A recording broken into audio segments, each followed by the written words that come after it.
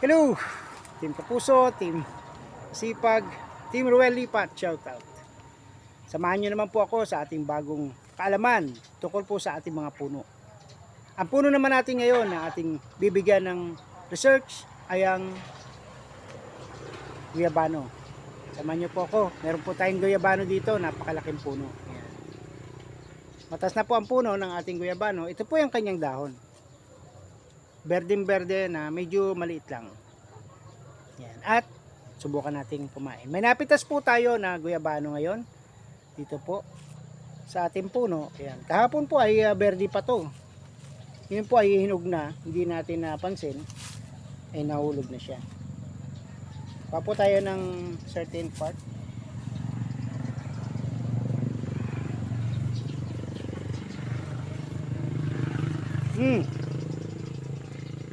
Puting-puti po ang laman ng guyabano at tikman natin ang lasa. Explain ko po sa inyo.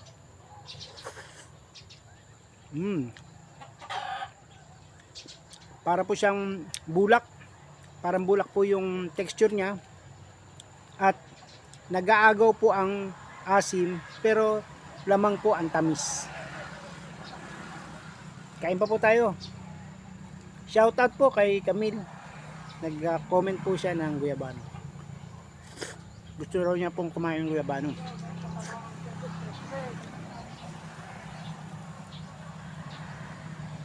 Ito po ang laman niya. Puting-puti. Mukbang na po tayo .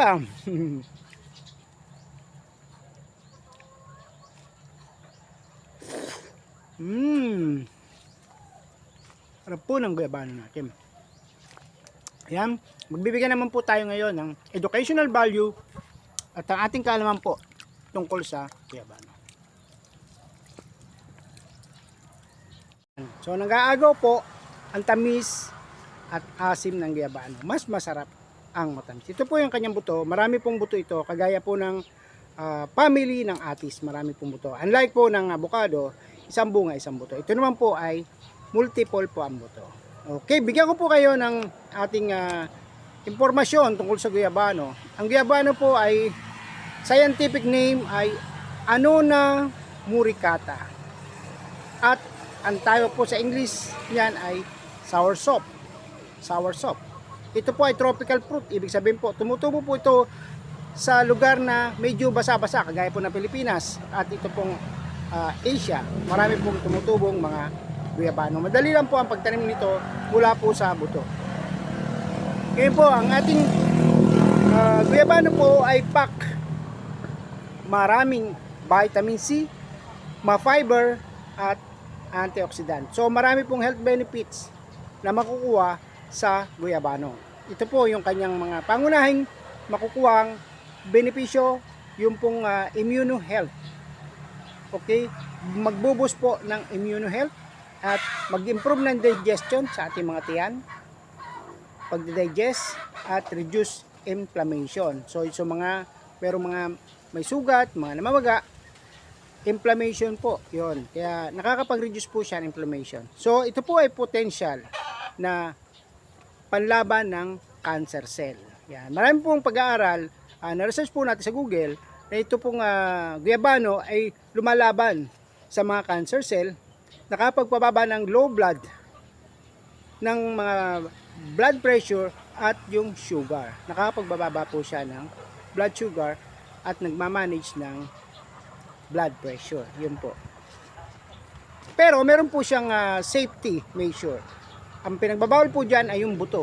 Kasi po sa pag-aaral sa USA, ang buto po nito ay huwag kakainin, ano? Dahil meron po siyang neurotoxicity na naglilink po sa Parkinson disease. So bigyan ko po kayo ng mga key health benefits ng ating tanim na health benefits ng guyabano ay immune system. Sa ating pong immune, no? Immune tayo sa mga sakit. Kaya ang guyabano, para na rin pong apple yan. Sabi nga sa apple, an apple a day keeps the doctors away. Ganun din po yung guyabano. A guyabano a day keeps the doctors away. So dahil po, ang guyabano ay mayaman po sa vitamin C. Kaya ang ating immune system lalong malakas po at laban sa mga sakit, sipon, ubo at kung ano pong bakterya na dadapo, na dala ng airborne, ay yan po ay lalabanan ng ating immune system kung malakas po yung ating immune system. Number 2, yung pong digestive health. Digestive, ibig po sa panunaw natin, sa panunaw, sa tiyan. So kung maraming fiber ang kinakain natin, may pa-plus po yung mga oxidant sa ating kinakain, no? So rich in fiber siya at maganda siya sa ating regular digestion at makapag-prevent ng constipation. So kung kayo po'y namumroblema sa constipation, hindi po kayo makatae, nahirapan kayo kumain, constipation, ito po, para rin po papaya ito, guyabano, gamitin nyo rin po ang guyabano, magaling po rin po yan sa constipation. Number 3, so meron po siyang anti-cancer na panlaban. So nakakapagpabagal po siya base sa pag-aaral sa mga tumor. So mga tumor sa mga tumor cell, nakapagpabagal po siya ng growth. So tumor. Tapos nakakapagpapatay siya ng mga cancer cell. Kaya number 3, ang anti-cancer na panlaban. Number 4, anti-inflammatory at antioxidant. So alam natin, anti-inflammatory sa mga kasukasuan, sakit ng mga rayuma sa matatanda, mga gout, so mga namamagayan. So yun nga, sa pagkain ng guyabano, makakatulong po yan sa pagmamamaga ng ating kasukasuan, Ayan. And number 5, yung ating blood pressure. So yung na-maintain niya po yung magandang blood pressure, tapos maintain din niya po yung heart health. Kaya guyabano po tayo, maganda. Okay, number 6, meron po siyang vision. Nakatulong po siya sa ating vision. So kasi nga marami po siyang antioxidant, nagko-content pa siya ng vitamin C at vitamin E. So, vitamin E po, maganda po sa ating mata. Okay? And the last, yung potassium and copper. Marami po siyang potassium, kagaya rin po, segunda po siya sa pinakamarami po ay avocado. Yung pong sumunod ay ito pong guyabano, yaman din po sa potassium and copper, na alam na po natin copper ay maganda po sa red blood cell formation. Yan. So, yan po ang ating kaalaman para sa guyabano. So, tuloy lang po natin pagkain mamaya. Yan. So, moderation, safety warning. Huwag nyo pong kakainin yung buto. Huwag na po. Tapon na po yung buto. Gusto nyo, itanim nyo po. Hindi kagaya po ng guyabano.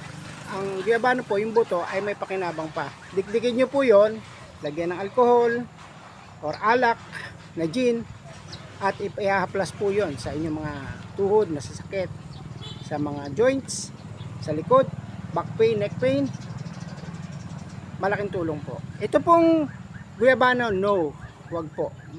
Meron po siya, naglilink po siya sa Parkinson disease, yung po kanyang laman ng buto. Wag niyo na pong kainin ng buto. And then yung ating pong overconsumption. Yan. Kahit madami, wag pong kain ng kain.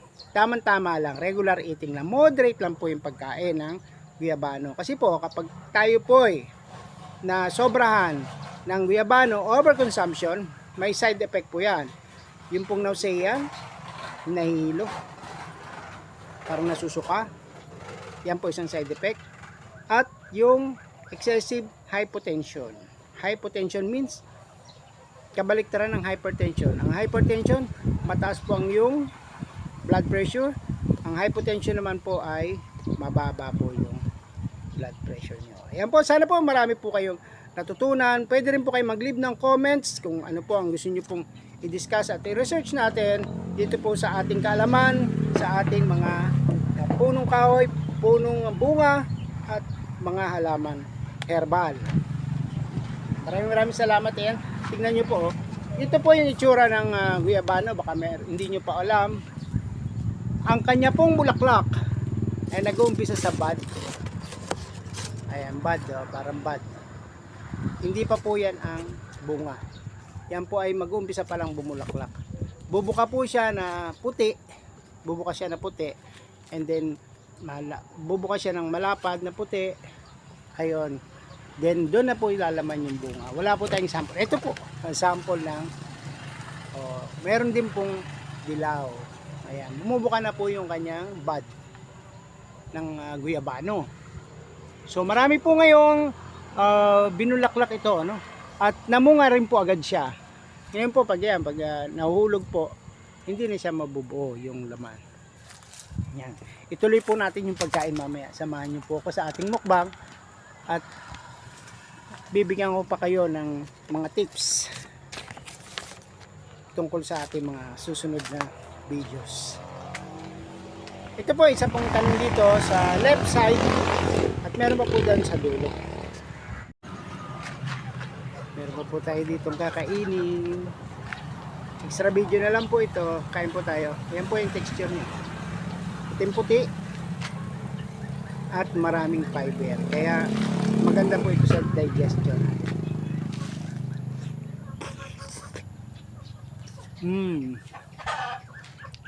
Minsan po may part na walang buto. Pero pag buto, ayan, ilawa po natin yung buto.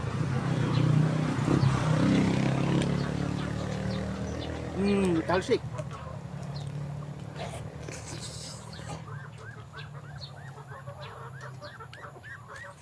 Kalat na po. Sarap po. Hinog sa puno. Sana po marami tayong matutunan sa ating mga video for today. Ang ating guyabano. Marami pa. Kaya marami po tayong abangan nyo po ang ating mga susunod na video. Meron po tayong kalamansi. I-discuss naman natin susunod yung kaalaman natin tungkol sa kalamansi, health benefits, paano pagtanim, paano papalaki, pag-alaga. Meron din po tayong puno ng bayabas. I-discuss din po natin yan, kung anong mga health benefits ng bayabas. Meron po din tayong rambutan. Meron tayong mga herbal na sambong. Comment nyo lang po kung ano po yung gusto nyong isunod natin na i-flex o pag-aaral. See you! Maraming salamat. Sana po marami tayong na ituro ngayong araw. Bye-bye!